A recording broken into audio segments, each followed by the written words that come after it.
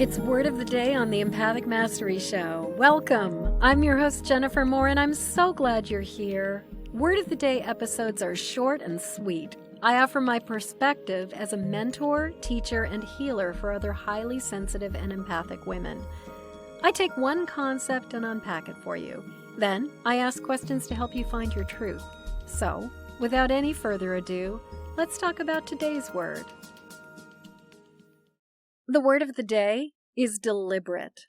So I've been having a lot of conversations lately with a lot of other highly sensitive and empathic people about what it means to be going through the changes that we're going through right now in this country, particularly as we're having an opportunity to shift after the pandemic and open up.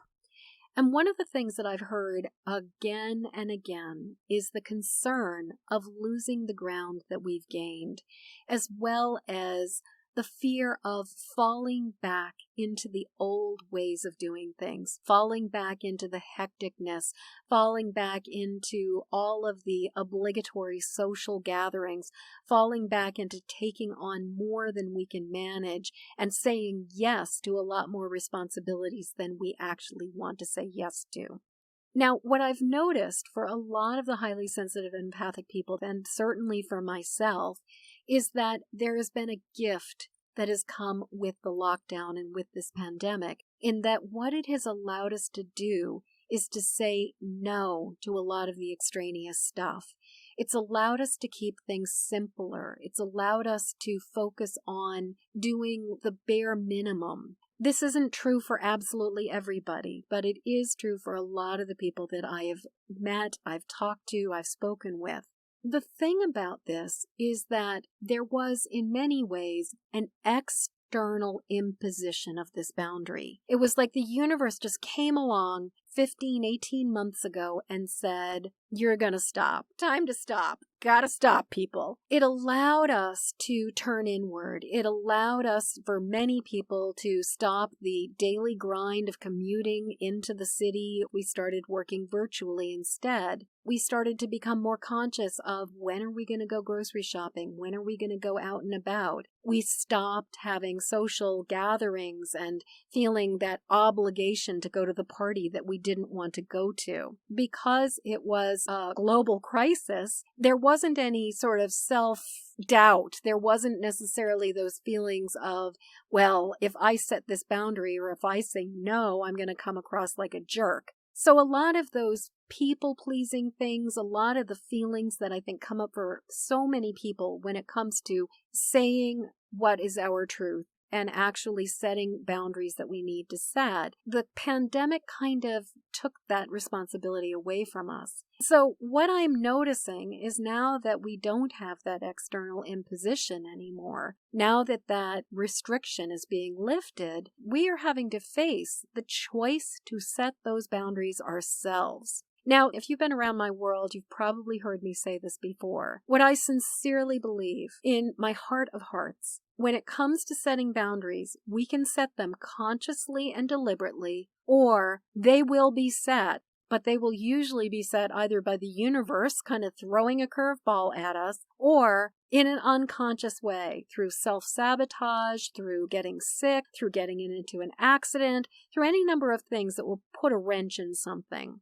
And what I've realized is that I would personally much rather have my boundaries set consciously, set deliberately, as opposed to having the universe do it for me in some kind of random and often extremely unfortunate way. In my personal case, getting bitten by ticks and getting Lyme disease seems to be one of the ways that I get boundaries set. So I've really come to the awareness that right now, being really deliberate about what we want to do with our time, what we want to do with our social connections, who we actually want to spend time with, and how do we want to move forward. There are certainly a number of things that we may not be able to say no to. But there are a lot of things that we can say no to. And so what I'm asking you right now is, how can you be more deliberate about what you choose to say yes to?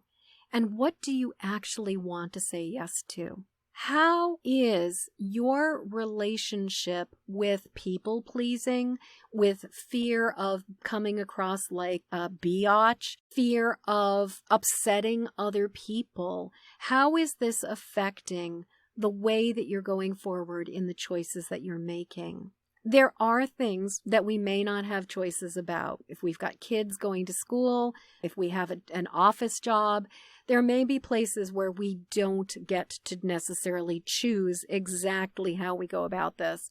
But when it comes to other things, like how frequently are we going out and running errands? How frequently are we choosing to be social with other people? Are we being social with people that we don't actually like that much? How often do we want to go and spend time with family members? And how many extra responsibilities and things do we want to be adding to our plate? Do we want to be taking on?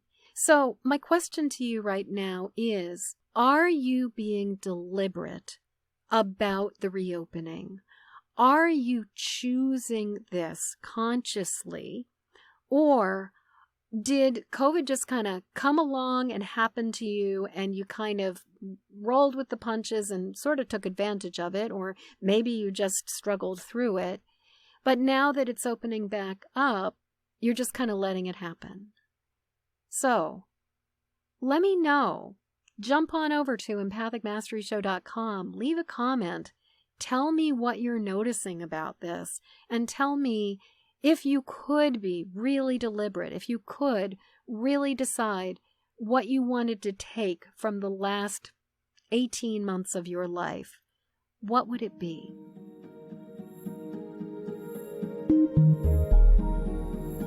As we come to the end of this episode, I'd love to hear what you're taking from this show. Please jump over to empathicmasteryshow.com to leave your comments. In the show notes, you'll find a link to grab your copy of my Empathic Safety Guide, 3 Basics for Finding Calm in the Eye of the Storm. And while you're there, please subscribe and follow this show.